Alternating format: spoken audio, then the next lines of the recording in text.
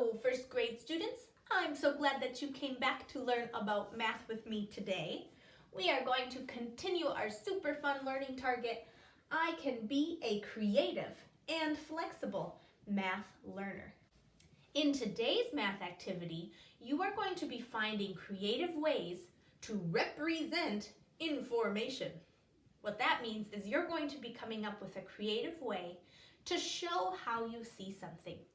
We're going to be making something called a graph. A graph is another way to say picture.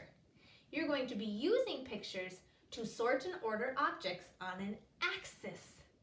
This activity is going to help you to become a creative math thinker. You will need your page with the dogs and the cars, along with the page that's attached with the little paper clip. This is in your distance learning box in the paperwork folder.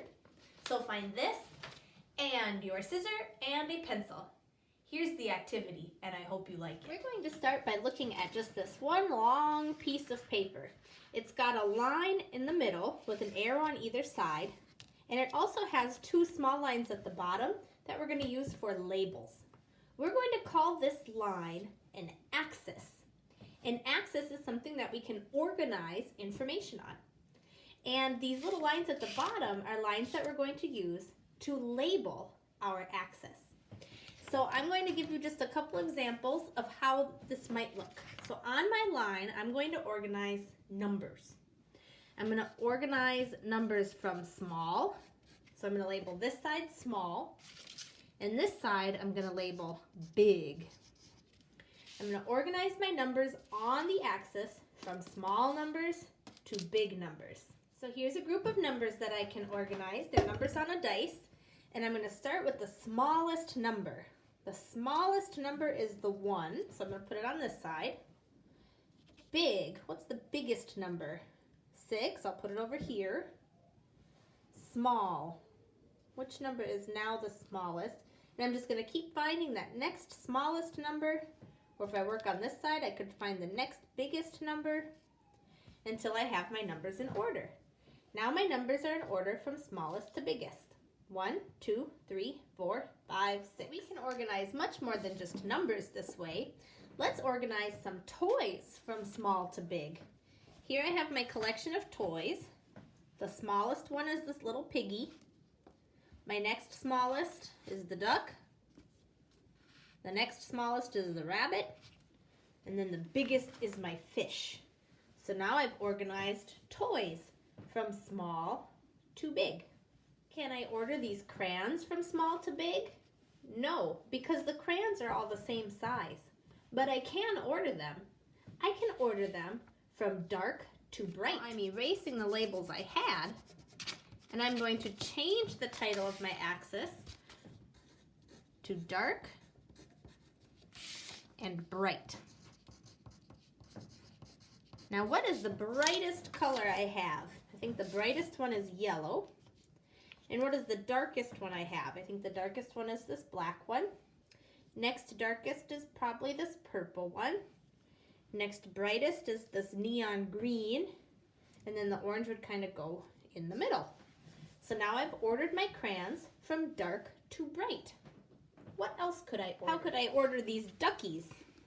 Maybe ugly to cute? This one is really ugly.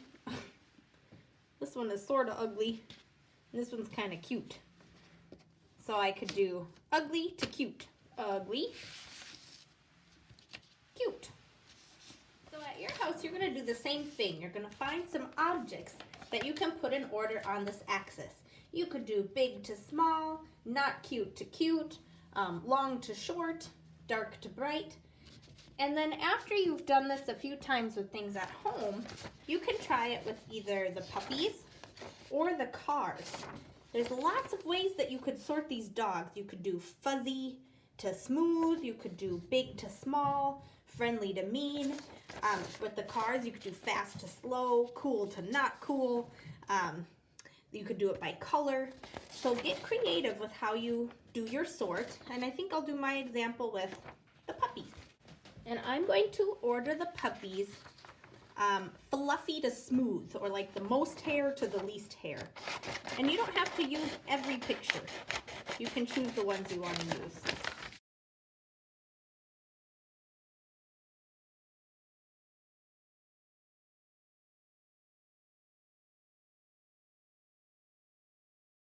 To long hair and short hair. So I'll write long fur and short fur. Which of these dogs has the longest fur, do you think? I'm thinking this one here. And then the next longest fur is probably this one.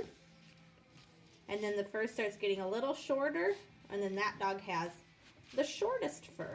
Now I can take my glue stick and I can glue the pictures onto my axis from long fur to short fur.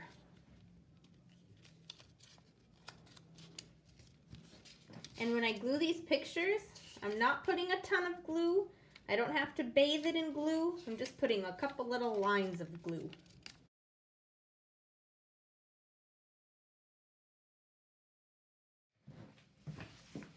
And so now I have my axis from long fur to short fur and my pictures ordered along it. You can do this activity with dogs. You can do it with the cars. Or you could even draw your own pictures along the axis, showing how you've ordered something from most to least, or least to most. Can you see how that activity requires some creativity in math?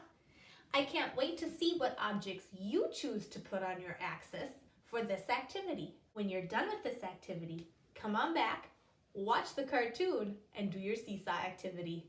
You are rocking it, mathematicians, and I am so proud of you. I can't wait to see your work today. Goodbye.